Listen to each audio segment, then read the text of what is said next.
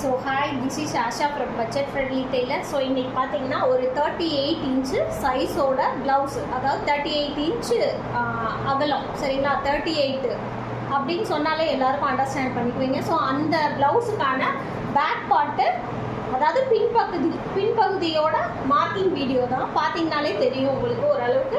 இப்போ நான் வந்து கால்குலேட் பண்ணி நான் போட்டு வச்சுருக்கேன் 38, அதாவது அளவு ப்ளவுஸ் இல்லாமல் ஒரு 38 சைஸு ப்ளவுஸை வந்து நம்ம மார்க் பண்ணி ஸ்டெப் பை ஸ்டெப்பாக எப்படி கட் பண்ணலான்றது தான் பார்க்க போகிறோம். இது பார்ட் 1 வீடியோவில் பேக் பார்ட்டு, அதுக்கப்புறம் ஃப்ரண்ட் பார்ட்டு, கட்டி ப்ளஸ் ஸ்லீவ்லாம் வந்து அடுத்தடுத்த வீடியோவாக வரும். ஸோ முடிஞ்ச அளவுக்கு என்னோட சேனலுக்கு சப்ஸ்கிரைப் பண்ணுங்கள், சப்போர்ட் பண்ணுங்கள். உங்களோட சப்போர்ட்டும் எனக்கு ரொம்ப முக்கியம். இப்போ பார்த்தீங்கன்னா 38 போட்டிருக்கேன். டிவைடட் பை 4னா இப்போ 4 ஃபோல்டு வச்சுருக்கோம். அதாவது 38ன்றது மொத்தமாக நம்மளோட சரௌண்டிங், சரிங்களா? ஸோ அதை பை 4, ஏன்னா நம்ம 4 மடிப்பாக தான் வந்து எடுப்போம். பின்பகுதி 2 பகுதியாக இருக்கும், அதாவது 2ஆக மடித்து 1+1 இருக்கும். ஃப்ரண்ட் பகுதியும் அதே மாதிரி தான், சென்டர் ஹுக்கு வந்து 1+1 இருக்கும். அப்போ 4 பகுதி, அப்போ 38/4, சரிங்களா? +2ன்றது வந்து நார்மலாக, அதாவது ஒரு கிளாஸுக்குன்னு நீங்கள் போனீங்கன்னா நார்மலாக 38 டிவைடட் பை 4 +2 தான் இருக்கும். 1.5ன்றது ரேரு. 1.5ன்றது யார் சொல்லி தருவான்னு எனக்கு தெரியல. நான் படித்தப்போ வந்து 2 தான் சொல்லி கொடுத்துருந்தாங்க. என்னோட நோட்ஸ்ல எல்லாம் பார்த்தீங்கன்னாலே தெரியும். அப்போ 38 டிவைடட் பை 4 +2னும் போது 38 4ஆல் வகுக்கும் போது நம்மளுக்கு 9.5 வரும், சரிங்களா? அது வந்து நம்மளோட நார்மல் சுற்றளவு, சரிங்களா? அதோட ஸ்டிச்சிங்க்கு நம்ம எக்ஸ்ட்ரா எடுத்துக்கணும். ஸோ ஸ்டிச்சிங்க்கு அந்த 2 இன்ச்சுன்றது ஸ்டிச்சிங், எக்ஸ்ட்ரா ஸ்டிச்சிங் சைடில் நம்ம ஸ்டிச் பண்ணுவோம் பார்த்தீங்களா, அந்த இது. அப்போ 9.5 +2னும் போது 11.5 வந்துச்சு. அப்போ அகலம் வந்து நம்மளுக்கு 11.5. இப்போ உயரம் பார்த்தீங்கன்னா ஒவ்வொருத்தர் ஒவ்வொரு மாதிரி போடுவாங்க. ஒருத்தவங்க ஹைட்டாக போடணும்னு நினைப்பாங்க, ஒவ்வொருத்தவங்க பாடியை பொறுத்து ஒவ்வொருத்தவங்க ஹைட்டு ஷார்ட்டு யூஸ் பண்ணிக்குவோம். ஸோ இப்போ வந்து நம்ம நார்மல் ஹைட்டுன்னு எடுத்துக்கிட்டோம்னா 14.5. அப்போ ஹைட்டு வந்து 14.5, சரிங்களா? இப்போ வந்து 11.5 அகலம், உயரம் வந்து 14.5, சரிங்களா? நான் இங்கே போட்டு வச்சுருக்கேன். உங்களுக்கு எந்த அளவுக்கு தெளிவாக தெரியுதுன்னு தெரியல, பட் நான் கிளியராக உங்களுக்கு சொல்கிறேன். உயரம் வந்து 14.5 வச்சுருக்கோம், சரிங்களா? இப்போ அகலம் வந்து இதுதான் கம்ப்ளீட் அகலம். இதுதான் வந்து 11.5. இங்கேயும் நான் மார்க் பண்ணியிருக்கேன், இங்கேயும் நான் மார்க் பண்ணியிருக்கேன். ஸோ இது வந்து அகலம் வந்து 11.5. இப்போ இது வந்து செஸ்டோட அகலத்துக்கு சுற்றளவுக்கு வந்துடும் 11.5ன்றது. இடுப்பு வந்து உங்களுக்கு கம்மியாக தான் இருக்கும், சரிங்களா? இடுப்பு சுற்றளவு வந்து கம்மியாக இருக்கும். சில பேருக்கு அது தெரியும், சில பேருக்கு தெரியாது. பட் செஸ்ட் பார்ட்டோட கீழே இருக்க பார்ட்டோட, அதாவது செஸ்ட்டுக்கு கீழே இடுப்புன்றது பட்டி சைட் வரும் பார்த்தீங்களா, அது வந்து கம்மியாக இருக்கும். அப்போ நம்ம ஆட்டோமேட்டிக்காக இப்போ நம்மளோட டோட்டல் சுற்றளவு 11.5 வரும்போது அதுலேருந்து 1 இன்ச்சு நம்ம கம்மி பண்ணிக்கணும், சரிங்களா? 1 இன்ச்சு கம்மி பண்ணி 10.5, சரிங்களா? ஃபஸ்ட்டு லென்த்து வந்து எவ்வளோ வச்சுக்கிறீங்கன்னா 14.5 ஹைட்டு, அதாவது ஸ்டிச்சிங் எதுவும் இல்லாமல் நார்மல் ஹைட்டு, சரிங்களா? ப்ளவுஸோட நார்மல் ஹைட் வந்து 14.5. நான் 14.5 எடுத்துருக்கேன். அதுக்கப்புறம் பார்த்தீங்கன்னா 1.5 வந்து எக்ஸஸாக எடுத்திருக்கேன். ஏன் அப்படின்னு பார்த்தீங்கன்னா நம்ம கீழே பட்டி 1 இன்ச்சு மடிப்போம், மேலே வந்து ஷோல்டருக்கு 1/2 இன்ச்சு ஜாயின் பண்ணுவோம். ஸோ அதனால 1.5 இன்ச்சு எக்ஸஸாக எடுத்திருக்கேன். உங்களுக்கு பார்த்தீங்கனாலே தெரியும் 1/2 இன்ச்சு மேலே தான் கட் ஆகும்.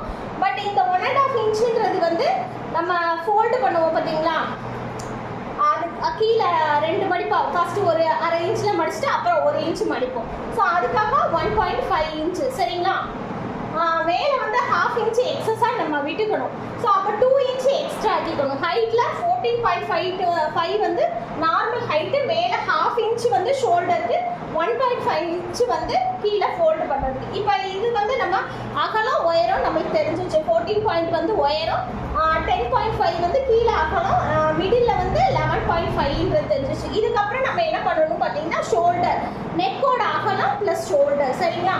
நெக்கோட அகலம் வந்து எபோ 34 போயிட்டாலே, 32 34 போயிட்டாலே ஒவ்வொருத்தவங்களுக்கு ஒவ்வொரு மாதிரி இன்ட்ரெஸ்ட் இருக்கும். அதாவது அகலமான நெக் இருக்கணும் இல்லை, அப்போ மிடில் தான் நம்ம வைக்கணும். அதாவது நார்மல் அப்படின்னு கூட சொல்லிக்கலாம்னு வச்சுக்கோங்களேன். 6.5ன்றது ஷோல்டரோட அகலமாக இருக்கும். ஸோ அதில் வந்து பாதி இல்லை 3 எடுத்துக்கணும், சரிங்களா? அப்போ வந்து நெக்கோட அகலம் 3.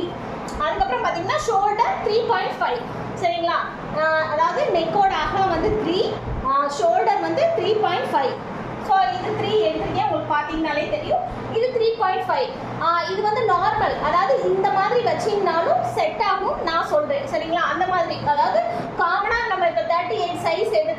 ஸ்டிச் பண்ண போகிறோம். ஸோ அதுக்கு வந்து ஸ்டெப் பை ஸ்டெப்பாக இந்த மாதிரி ஒரு சின்ன சின்ன ப்ராசஸ் மூலமாக பண்ணிங்கன்னா நல்லாயிருக்கும். அப்புறம் பார்த்தீங்கன்னா ஆம்கோல் உயரம்.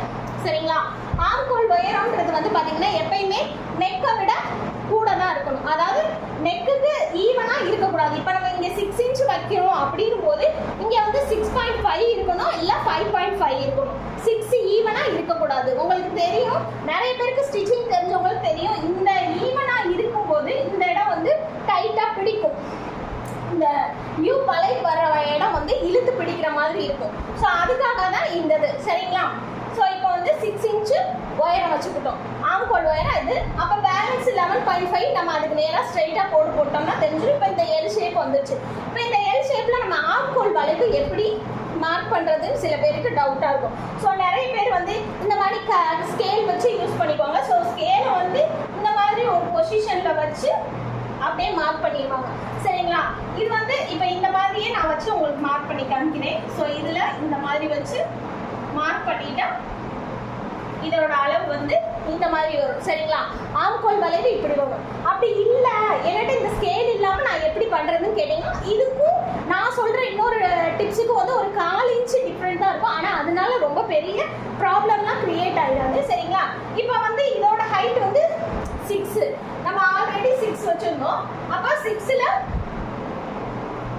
6 இருக்கு. 6க்கு மிடில், அதாவது 6ல் பாதி 3. சரிங்களா, 3க்கு நேராக ஒரு டாட் வச்சிட்டோம். அதே மாதிரி கீழே வந்து 5 இருக்கு. சரிங்களா, 5ல பாதி வந்து 2.5 மேக்ஸிமம் அதே லைன்ல தான் வருது.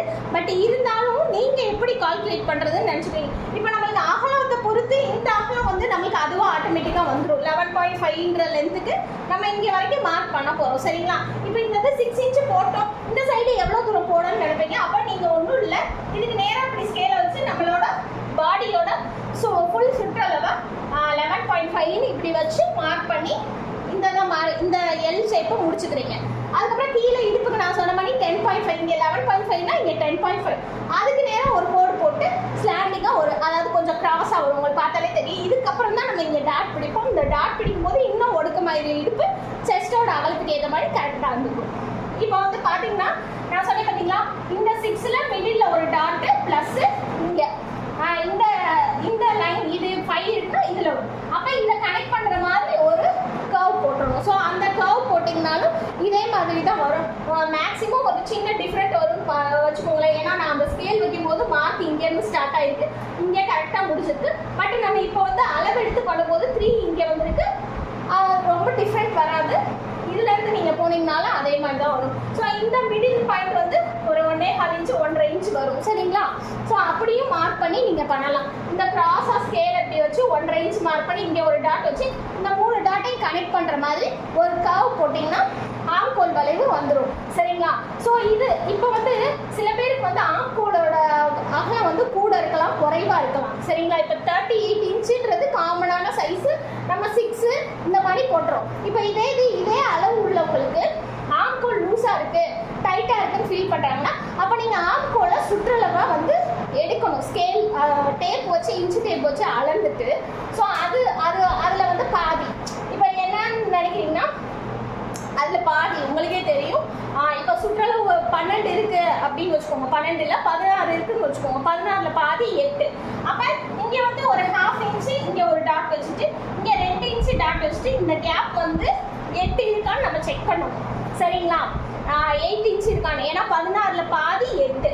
அப்போ இங்கே டேப்பை வச்சு அப்படியே அளந்து பார்க்கணும். அளந்து பார்க்கையில 8 இருந்துச்சுன்னா அப்போ இது சரியாக வரும். சரிங்களா, அப்படி இல்லை குறைவாக இருக்கிற மாதிரி இருக்குன்னா நம்ம எக்ஸஸ் இங்கே 2 இன்ச் வச்சுருக்கோம், இது பேலன்ஸ் பண்ணிக்கிறோம். அப்படி இல்லை இந்த 2 இன்ச்சுக்கும் ரொம்ப டாட்டு இங்கே வர மாதிரி இருக்குன்னீங்கன்னா அப்போ ஒரு 1/2 இன்ச்சு கீழே இறக்கி நம்ம போட்டுக்கலாம். அப்படி போடும்போது ஈவனாக இருக்கும். உங்களுக்கு ஆம்கோல் டைட்டாக இருக்காது, இந்த மாதிரி இருக்காது. இப்போ நெக் பேட்டர்ன் வந்து நம்ம 8.5 இன்ச்சு உயரம் வச்சுருக்கோம். சரிங்களா, 8.5 இது வந்து அவங்கவுங்க விருப்பப்படி போடுறது தான். சரிங்களா, இறக்கமாக போடணும். இதுக்கும் மேலேயும் 10 இன்ச்சுலாம் உயரம் போடுவாங்க சில பேர்.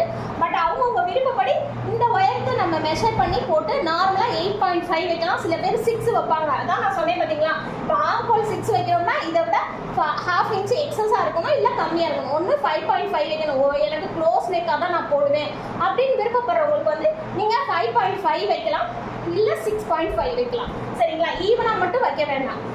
ஓரளவுக்கு இந்த இதை வந்து நீங்கள் அண்டர்ஸ்டாண்ட் பண்ணியிருப்பீங்கன்னு நினைக்கிறேன். ஸோ இந்த வீடியோ வந்து உங்களுக்கு எந்த அளவுக்கு யூஸ்ஃபுல்லாக இருந்துச்சு மறக்காமல் லைக் அண்ட் சப்ஸ்கிரைப் பண்ணிடுங்க. ஸோ இதுக்கு அடுத்து எனக்கு இதோட ஃப்ரண்ட் பார்ட் வீடியோ வேணும்னு நினைக்கிறவங்க மறக்காமல் லைக் பண்ணிடுங்க, கமெண்ட் செக்ஷனில் போய் கமெண்ட் பண்ணிடுங்க. ஸோ இது ஓரளவுக்கு அண்டர்ஸ்டாண்ட் ஆகிருக்கும்னு நான் நினைக்கிறேன். இதை வச்சு செகண்ட் பார்ட் நான் உங்களுக்கு சொல்லித்தரேன். So thank you.